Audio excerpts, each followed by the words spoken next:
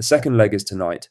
Celtic head to Austria holding a 3-0 lead over Lask, and O'Neill has come out this morning with a clear message on the transfer window. More players are coming in.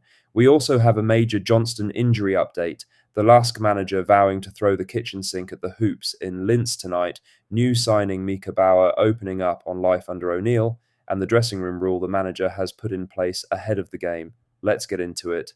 But first, make sure you like this video and subscribe to the channel for more Celtic content.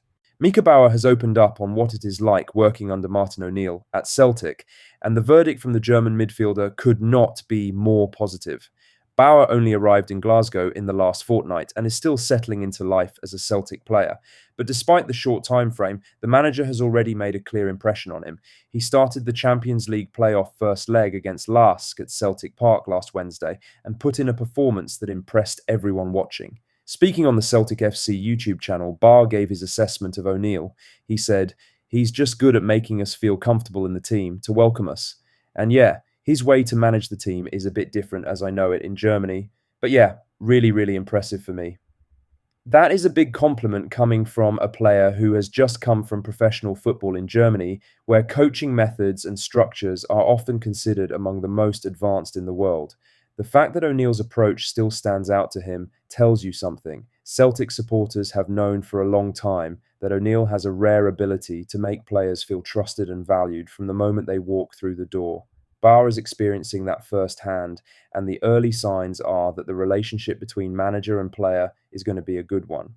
Tonight, he will hope to add to his Celtic career with another performance in Linz. If Celtic get through, and the expectation is that they will, Baur will be part of a Celtic squad in the Champions League group stage for the first time in years. Now, for the main story, as Martin O'Neill has confirmed this morning that Celtic will move into the transfer market for additional cover at right back, with Alistair Johnston's injury ruling him out until October, and the club now urgently looking at their options. Speaking in his pre-match press conference today, O'Neill was asked directly whether the Johnston blow would force Celtic's hand in the window. He said, "We'll need to have a look at it. Colby came in and did really fine last Wednesday. He's a character. If we are looking at European football, regardless of what that may be, I just think we could do with a couple of extra players in. Hopefully that's what we'll do. We have Colby and Tony there. We've identified a couple of lads and we'll see how it goes." Asked whether a loan would be the most likely route, O'Neill simply said, "That's a very good point.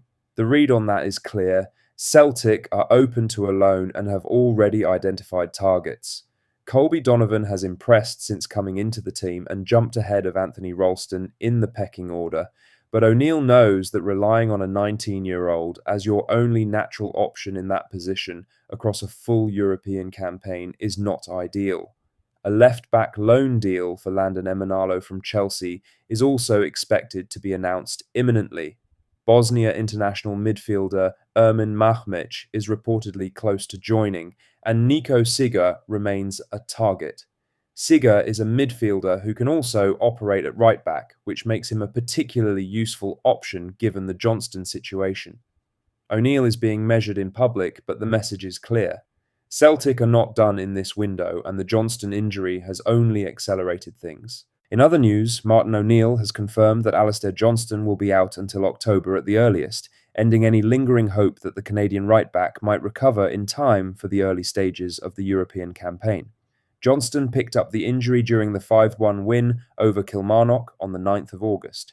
He was substituted at half-time as a precaution, but a scan confirmed the damage is more serious than first hoped. O'Neill addressed the situation directly, saying, "There was definitely something there. I think the prognosis is sometime in October for him. Yeah, it's a blow.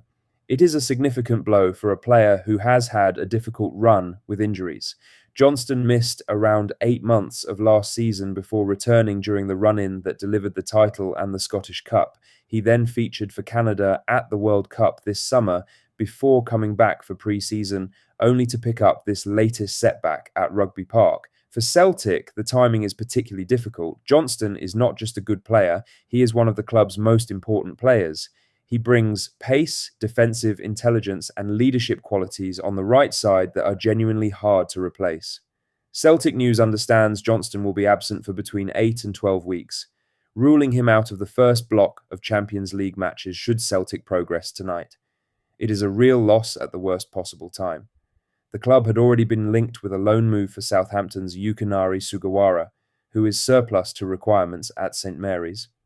Whether that deal or another option materialises before the window closes will now be a priority. In other news, Lask manager Mika Baur has delivered a strong warning ahead of tonight's Champions League playoff second leg in Linz, vowing that his side will leave absolutely nothing behind in their attempt to overturn a 3-goal deficit.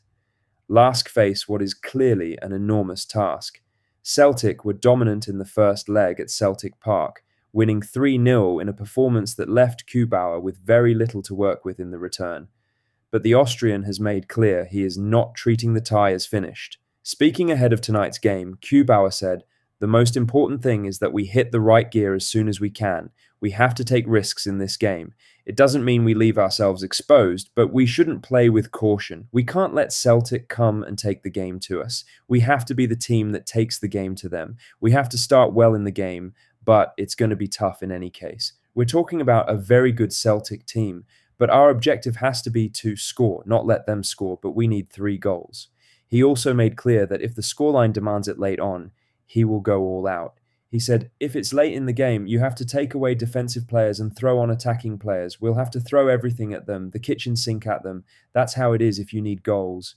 Celtic supporters have seen comebacks in European football before and will not be complacent.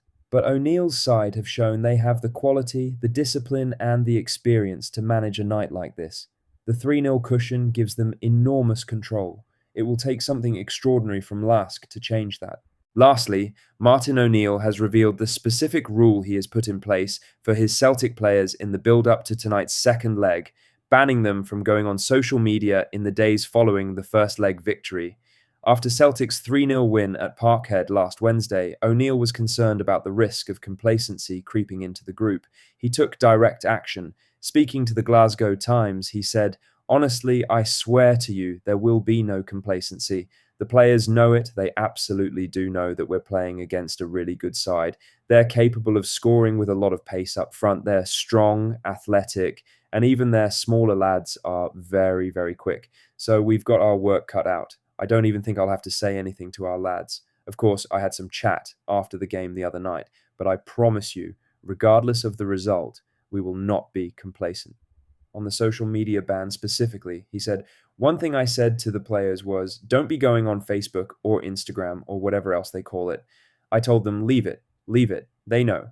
And if they don't know, then they shouldn't be playing the game." It is exactly the kind of detail that tells you what kind of manager O'Neill is. The public might see a 3-0 lead and think the job is done. O'Neill sees a job that is half finished and a squad that needs to stay sharp, hungry, and focused until the final whistle in Austria tonight.